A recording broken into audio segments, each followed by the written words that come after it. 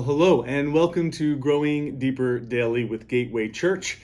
I'm Pastor Michael, and once again, we are ending another week together in God's Word. It is Friday. Can you believe it? Memorial Day weekend. Let's remember to celebrate the great truth of God's Word today, that to know Him means we have life, we have forgiveness, we have hope eternal. And that's what we get to share and celebrate and proclaim each Sunday as well here at Gateway. I want to invite you out 9 and 11 o'clock this Sunday on site at Gateway. We'd love to have you here. At 11 o'clock, we have our kids and youth programming going on as well.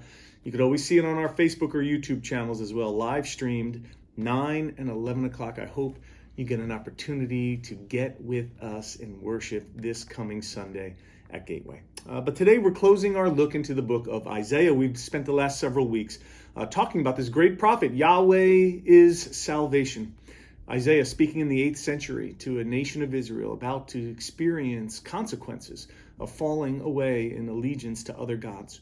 How the first half of the book, the first 39 chapters, really talk about the judgment that's coming on the nations, on the nation of Israel, and as well for Jerusalem itself.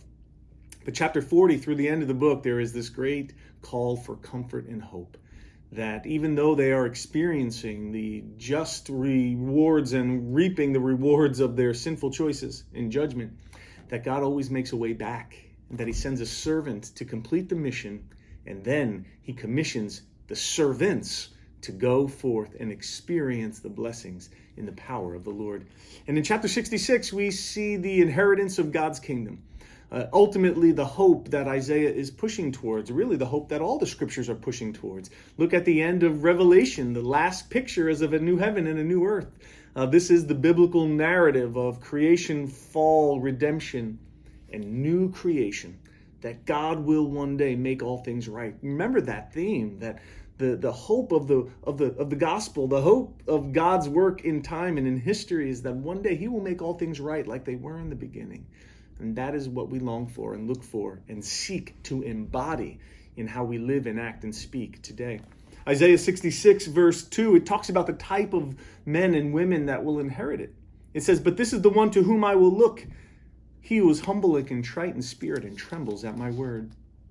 These are those that may experience this great hope, those that humble themselves, that are contrite at their own sin, that tremble at God's word. This is what will characterize the men and women that experience the hope of the kingdom to come. Are you a person of humility and contrition and who trembles at God's word?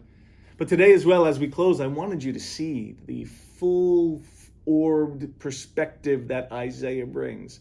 Remember, he is difficult and harsh in his words, if you will, towards the nations around Israel. And the many chapters in the first half of the book talk about the judgment that they will see.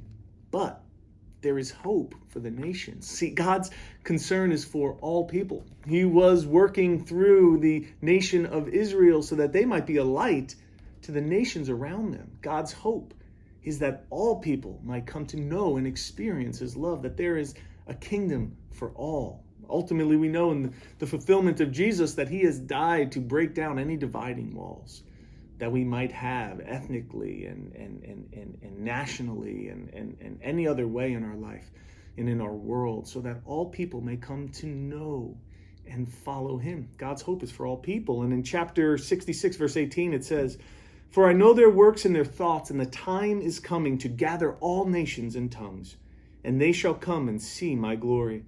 And I will set a sign among them, and I will send the survivors to the nations, to the coastlands, far away, who have not heard my fame or seen my glory. And they shall declare my glory among the nations." This is the hope, that God will send out His servants, His people, so that His glory may be known in the nations.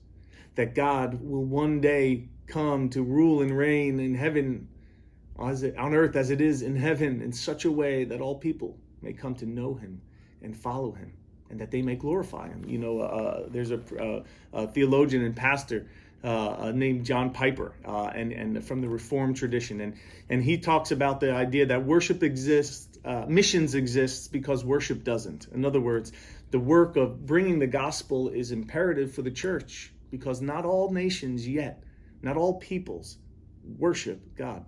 The hope ultimately is that the glory of God might be known and that all people might worship him. But until then, it is our task to bring that hope, that missions exists because worship doesn't completely cover the earth as the water covers the sea. And so, to this task we are faithful. And Isaiah the prophet lays this out for us as our hope and our vision and as well as our charge today. Will we be a light? Will we share the hope of the Lord? Will we be humble and contrite in spirit? Will we tremble at his word?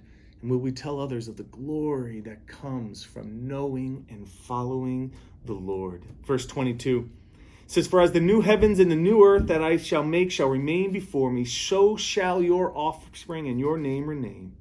From the new moon to new moon, from Sabbath to Sabbath, all flesh shall come to worship before me, declares the Lord." This is our prayer, that all may worship him. Until then, be faithful to our mission. Here on Staten Island Gateway, we believe our mission is to reach generations for Christ so that they may all know him and worship him.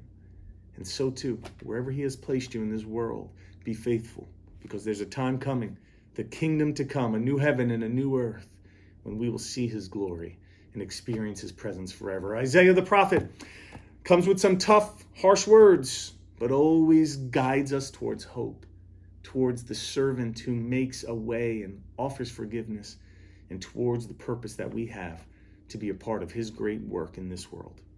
Well, God bless you. I'm praying for you, church. I hope to see you Sunday. Have an awesome weekend.